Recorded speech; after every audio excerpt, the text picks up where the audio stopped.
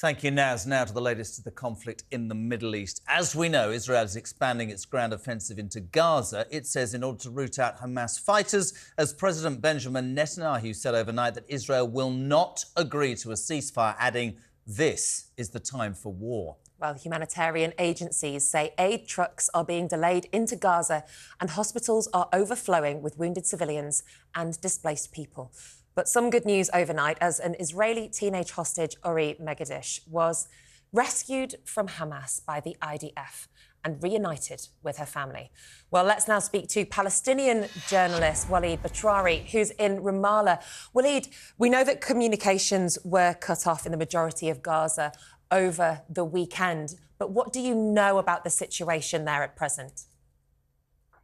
Well, luckily, some partial communication is taking place with us, and with our relatives and our colleagues in Gaza. The humanitarian situation is very difficult in the Gaza Strip, mainly in terms of not having enough fuel, for example, that would provide hospitals with electricity. As you know, the Gaza Strip has been under blackout since the beginning of this war. They have only few hours of electricity. So the urgent need for fuel is due to the need for generators to be working. So that's the major concern now in the Gaza Strip, as the toll of deaths and injuries is increasing, and medical establishments are not really being able to provide health services, not only to those injured, but also to chronic diseases and cancer patients and others. So that's the first need, urgent need now that Israel is not allowing at all, and is saying that it will not allow under any condition, because they believe that Hamas is controlling the fuel, and that they would use this fuel for their benefit.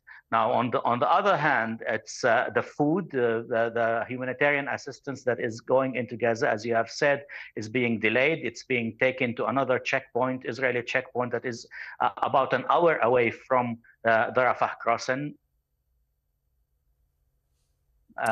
to be inspected by Israeli security officers. And this has been also an issue between Egypt and Israel, because Egypt has complained to this. Additionally, only according to OCHA, the UN Office of the Coordination of Humanitarian Aid, only 8% of water is being provided to the Gaza Strip. The three main pipes that are controlled by the Israelis are shut down.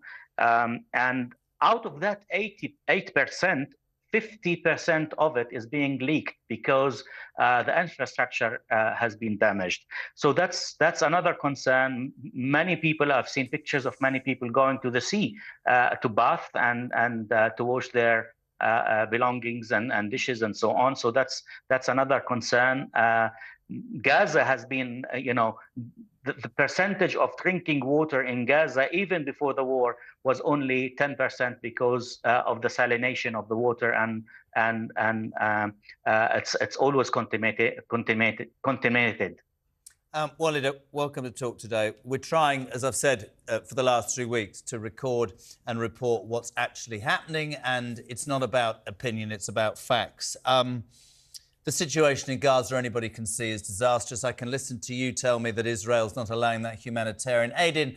I can listen to Israelis saying that Hamas is hijacking the fuel and the water because they're using their people as a shield.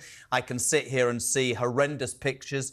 I can understand the terrorist attacks were heinous. They are genocide at the worst case, and I can see this bombing and what it means for people there. Last night, Benjamin Netanyahu said, and I quote, "No ceasefire, we are at war." The siege of Gaza, if that's what we want to call it, how long does this continue? What do you believe, as a respected Palestinian journalist, where's the end point here, my friend?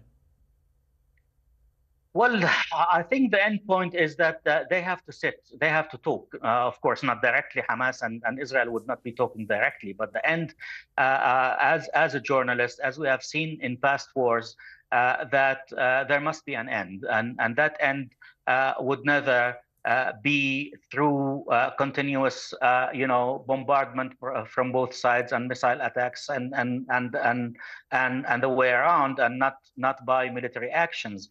I think that the only way through this, and we have seen that from the past, is that there must be a solution. But this time, Palestinians here on the West Bank and Palestinians in Gaza see that this should not be a partial solution. It should be a comprehensive solution that would end the siege from Gaza, as they describe it, and would guarantee that no more fighting would take place between Hamas and Israel. And that would take courage from both sides. Also, it's raising questions about what happens after this war ends. Who is going to be controlling the Gaza Strip? This is a big question. So I think the main concern for Palestinians and for many Israelis now, even families of those hostages in the Gaza Strip, is to end the war. And then we'll see what the international community would be able to help the Palestinians and the Israelis not to go back to this cycle of violence. I have to jump in, my friend. Delighted to get your take on this morning on Talk Today. Walid Batrawi, a Palestinian journalist on the West Bank in Ramallah. Now,